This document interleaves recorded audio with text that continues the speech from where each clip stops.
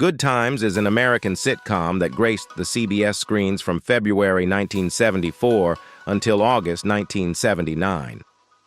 This sitcom enjoyed a six-season run, comprising a total of 133 episodes.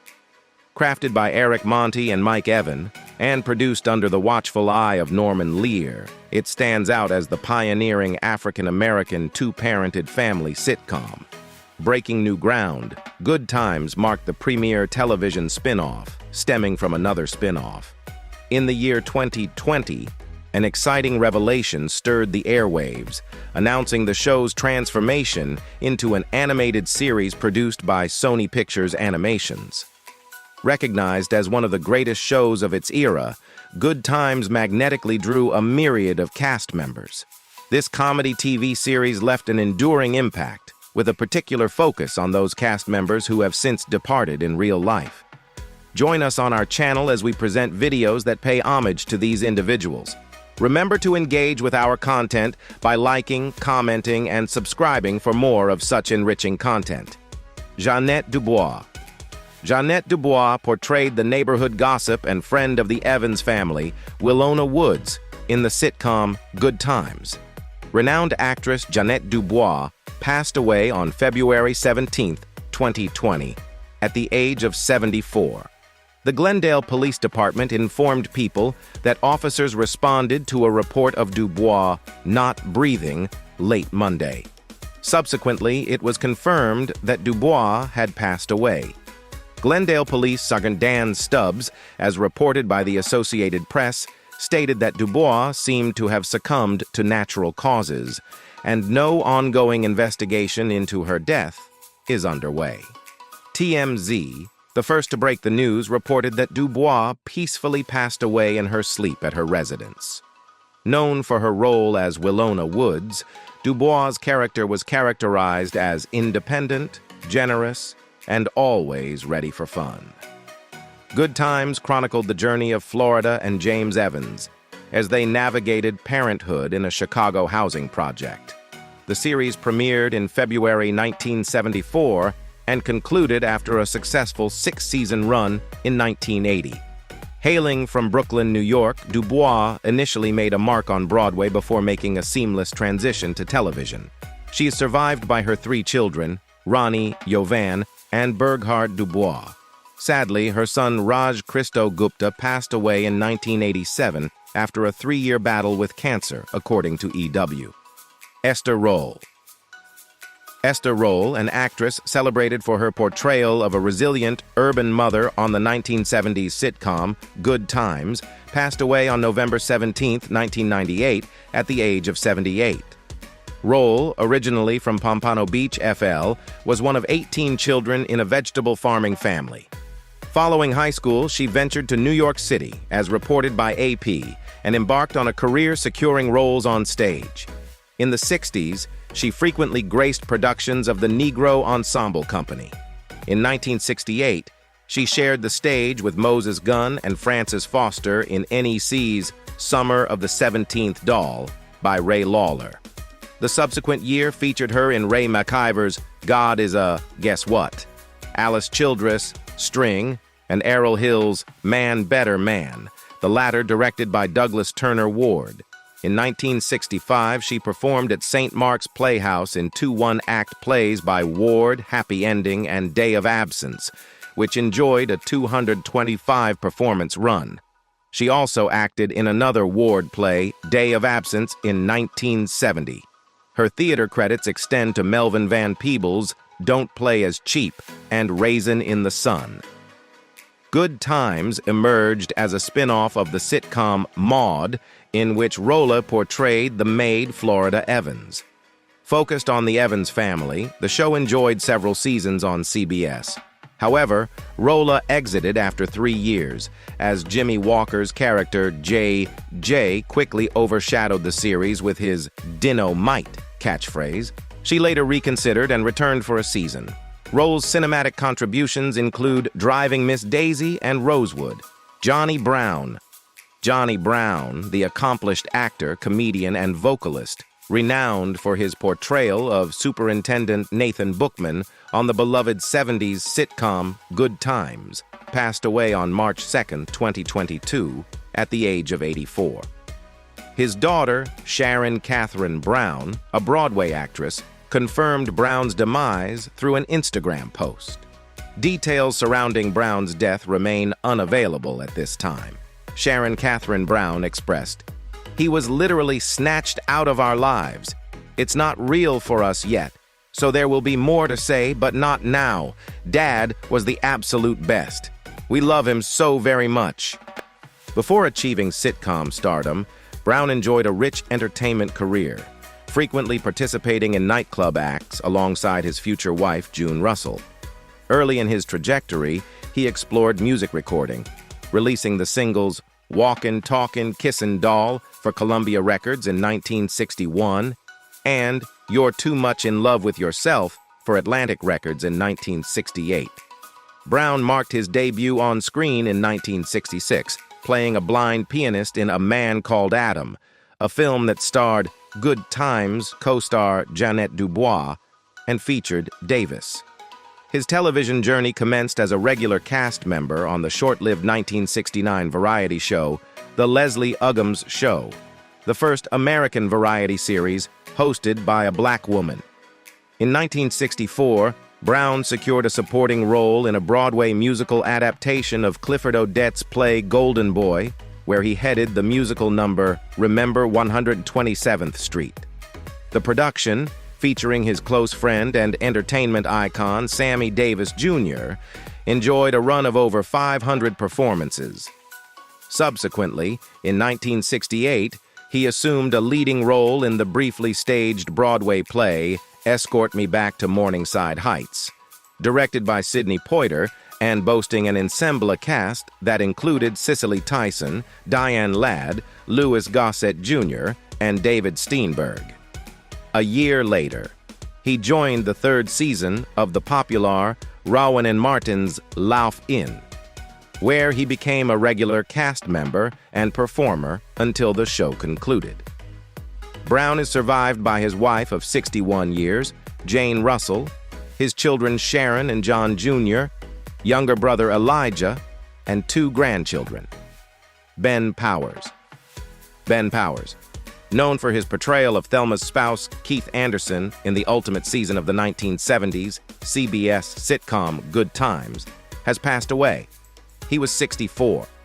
Powers' demise occurred on April 6, 2015, in New Bedford, Mass., as announced by his family. The cause of death remains undisclosed.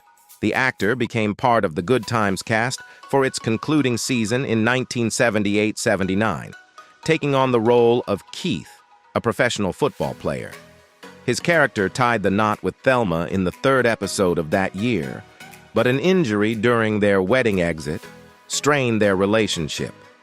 Following Good Times, Powers assumed a regular role as Moochie on the CBS detective drama series Mickey Spillane's Mike Hammer, spanning from 1984-85. Powers had minor roles in Cheech and Chong's Next Movie, 1980, and Things Are Tough All Over, 1982, both alongside the comedy duo, and appeared in The Man Who Loved Women, 1983, featuring Burt Reynolds. Additionally, he made guest appearances on shows like Gimme a Break, Flamingo Road, The Greatest American Hero, and Laverne and Shirley. Born in Brooklyn and raised in Providence, RI, Powers attended the Rhode Island School of Design for painting and sketching before transitioning to acting. He started with stand-up comedy routines in Providence, incorporating impressions, notably a Johnny Mathis impersonation, and songs into his act, catching the attention of a Hollywood agent. Performances at Playboy clubs in Los Angeles, New York, and Boston led to a role in 1977 on the revived version of Laugh-In. Survivors include his mother and sisters Yvonne and Maya. Helen Martin. Helen Martin is renowned for her portrayal of weeping Wanda Williams in the sitcom show Good Times. On March 25, 2000, the actress passed away due to a heart attack. She remained unmarried and childless throughout her life, yet she is fondly remembered by countless fans, both old and new. Helen Dorothy. Martin entered the world on July 23, 1909, in St. Louis, Missouri. Her interest in acting sparked during high school, where she engaged in local theater groups. Following an unsuccessful college stint, she ventured to Chicago before ultimately settling in New York City. During her time in the Big Apple, she became a founding member of the American Negro Theater in Harlem, sharing the stage with soon-to-be prominent actors like Ossie Davis and Canada Lee. Martin made a mark through dancing, singing, and acting on various Broadway stages, establishing a comfortable living for herself over the years. Her breakthrough moment came when she secured a role alongside a Canadian actor Lee in the 1941 Orson Welles and John Houseman production of Native Son. Towards the end of the decade, Helen Martin struck gold once again, this time earning the role of Pearl Shea, another neighbor. In this capacity, she portrayed a neighbor to Marla Gibbs and Jackie Harry's characters on the 80s TV hit sitcom 227. 227 became Martin's most enduring role, as she not only appeared as a guest star, but as a series regular, featuring in more than 115 episodes.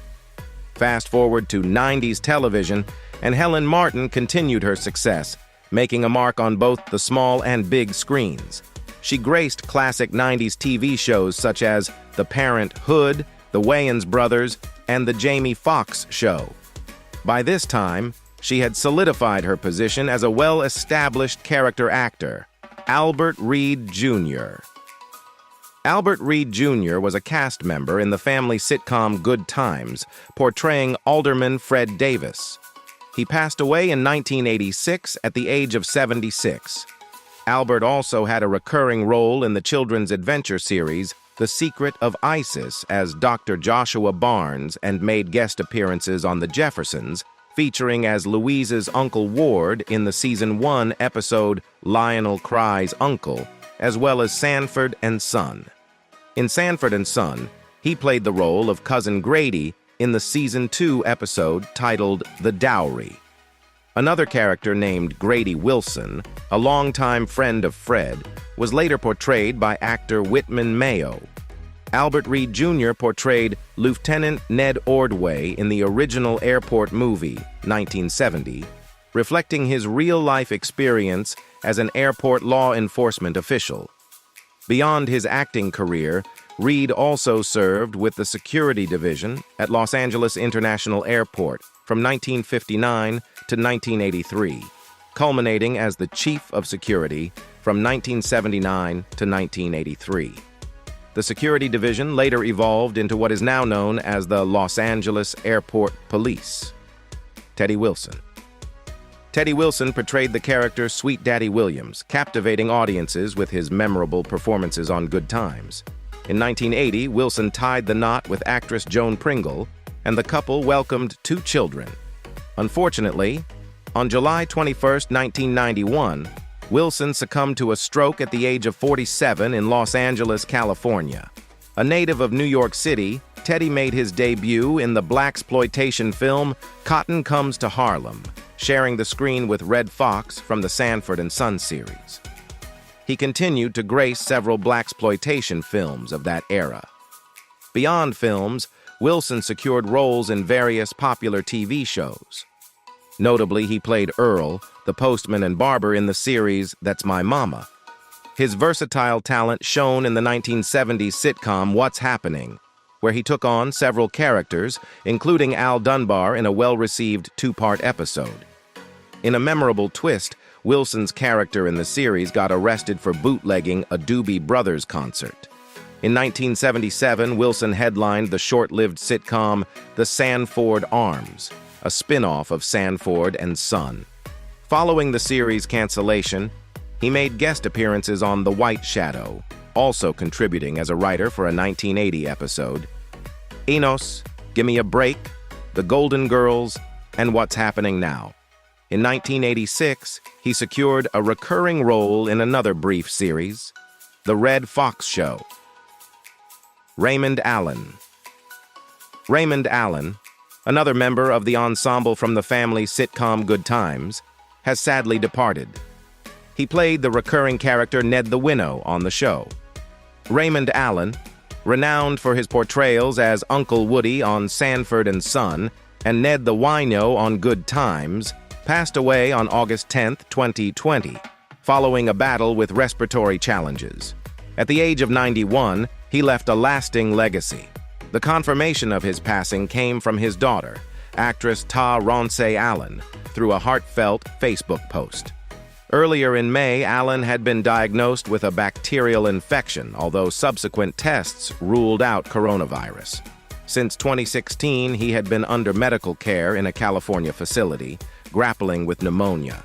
On Monday morning, he was discovered unresponsive. In addition to his role as Uncle Woody from 1972 to 1977, he revisited the character for a spin-off titled The Sanford Arms. Allen's contributions extended to various shows like The Love Boat, The Jeffersons, Wheat Stacks, What's Happening, and his portrayal as Merle the Earl on Starsky and Hutch. Due to health concerns, he retired from acting in 1985. Raymond Allen is survived by his daughters Ta-Ronce and Brenda Allen. Moses Gunn. Moses Gunn took on the role of Carl Dixon in the family sitcom Good Times, aiming to step into the shoes of John Amos as a love interest for Florida Evans. His appearance was limited to a single season in 1977. Acclaimed actor Moses Gunn, renowned for his diverse roles ranging from Shakespearean plays to sitcoms, passed away on December 16, 1993, due to complications related to asthma, as confirmed by his agent. He was 64. Gunn earned 2 Obie Awards for his stage performances with the Negro Ensemble Company and received NAACP Image Awards for his work in the Los Angeles Theater Center, production of Fool for Love, and his supporting role in the 1980 film Ragtime. His achievements also encompassed a 1976 Tony nomination for The Poison Tree and an Emmy nomination for his portrayal of the African chief Kintango in the groundbreaking miniseries Roots. In the short-lived series Father Murphy, Gunn portrayed Moses Gage and made guest appearances on popular shows like The Cosby Show, Hill Street Blues, Amen, and Equal Justice. Born on October 17, 1929, in St. Louis, he earned degrees from Tennessee State University and the University of Kansas, Lawrence. Over nearly 3 decades on the professional stage, Gunn participated in more than a dozen productions of Shakespearean plays, including Romeo and Juliet at the New York Shakespeare Festival. He is survived by his wife, Gwendolyn, daughter Kirsten Landis Mudd, and son, Justin Moses Gunn. Alice Ghostley. Alice Ghostley portrayed Hortense Dobbs in the sitcom. Renowned actress Alice Ghostley, recipient of the Tony Award, best remembered for her roles as Esmeralda in Bewitched and Bernice in Designing Women, passed away on September 21, 2007, at the age of 81. Ghostley's demise occurred at her residence in Studio City after a prolonged battle with colon cancer and a series of strokes, as confirmed by her longtime friend Jim Pinkston. Her Broadway introduction transpired in Leonard Sillman's New Faces of 1952, where her rendition of The Boston Beguine garnered critical acclaim and became her signature song. Miles Kruger, president of the Los Angeles-based Institute of the American Musical, observed New Faces of 1952 and noted that Ghostley's allure stemmed from her lack of glamour. During the 1960s, Ghostley earned a Tony nomination for various roles in the Broadway comedy The Beauty Part, and ultimately secured the award for Best Actress featured in The Sign in Sidney Brustein's Window. From 1969 to 1972, Ghostley assumed the role of the timid, good witch and eccentric housekeeper Esmeralda on the television series Bewitched. She portrayed Bernice Clifton on Designing Women from 1987 to 1993, earning an Emmy nomination in 1992. Ghostley's cinematic contributions encompassed notable films like To Kill a Mockingbird, The Graduate, Gatter, and Greece. Born on August 14, 1926, in Eve, Mo, where her father served as a telegraph operator, she spent her formative years in Henrietta, Oklahoma. Following high school graduation, Ghostley briefly attended the University of Oklahoma, but opted to leave and relocate to New York with her sister to pursue a career in theater. While we close this chapter, let's remember the power of storytelling. It transcends time and connects us across generations. It's a reminder that our stories, both big and small, contribute to the grand tapestry of humanity. Thank you, each one of you, for being a part of this incredible journey through time. It's not just the end of a video, it's a continuation of our shared narrative.